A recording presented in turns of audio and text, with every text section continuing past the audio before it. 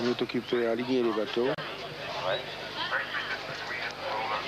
Parlons de la position de ceux qui... C'est parti. Voilà. Ce sera pour la prochaine course alors. Svensson est parti vraiment très lentement.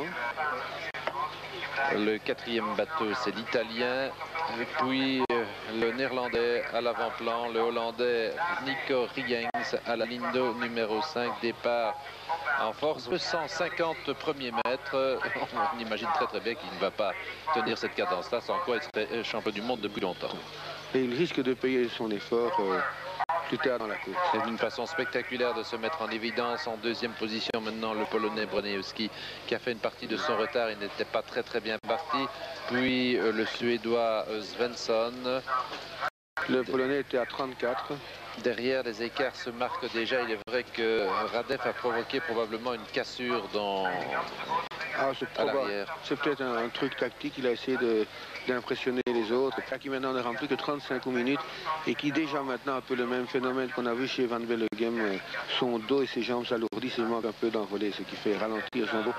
Ça veut dire que la fatigue fait déjà paraître ses effets. Voilà, il reste ici 1500 mètres à couvrir et vous avez tous les écarts sur les yeux.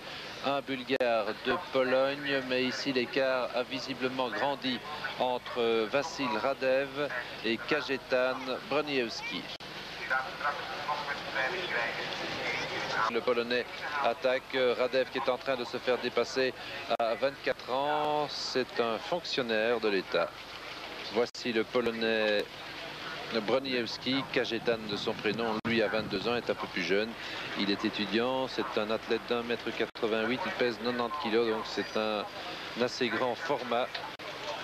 Et il est passé en tête, voilà qui est infiniment plus logique. Nous allons bientôt passer au kilomètre, soit à la mi-course. Au 1000 mètres, le temps pour le Polonais. 3 minutes 26 secondes, 68 centièmes en deuxième position. Le Bulgare qui était tout petit peu devant le Suédois. Ainsi que l'Italien Saveso.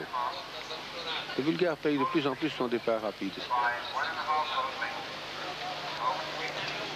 Le Polonais Kajetan Broniewski, un étudiant de 22 ans en tête, et cette fois les écarts se marquent au kilomètre, 2 minutes 59 centièmes de seconde.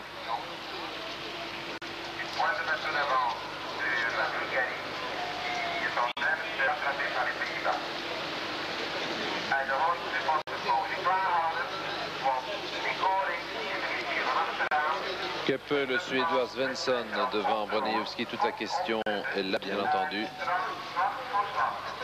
32 minutes pour Svensson aussi. La bagarre a l'air de se localiser entre ces deux-là. Encore que Saveso semblait se rapprocher tout doucement lors de la dernière fois que nous l'avons vu. Nous allons à nouveau avoir un pointage chronométrique maintenant, toujours en tête Broniewski devant Svensson en troisième position, l'Italien Savino. Les autres semblent d'ores et déjà battus pour la victoire finale. Le chronomètre avec près de 3 secondes d'avance sur les Suédois. En tout cas, au temps de passage aux 500 mètres, j'ai bien l'impression du Suédois qui va peut-être venir inquiéter, mais trop tardivement, c'est vrai. Le Polonais Broniewski qui remporte cette petite finale de toute catégorie. La quatrième, l'Italie, cinquième, la Bulgarie, enfin assez loin derrière, sixième, la Grande-Bretagne avec Redgrave. Redgrave, ex-champion olympique en 4. Chez les juniors en 1981, sixième au championnat du monde de 82. Pour voir ce qui se passe dans le championnat de Belgique de motocross, catégorie 250 et 500 cm3, nous rejoindrons notre ami Michel Lecomte là-bas sur place, avant de revenir ici bien sûr pour plusieurs épreuves et très normalement pour le double scull avec croix de l'Auve qui est programmé pour 15h20. De toute façon, nous procéderions à un enregistrement si par hasard nous nous trouvions encore, ce qui est peu probable,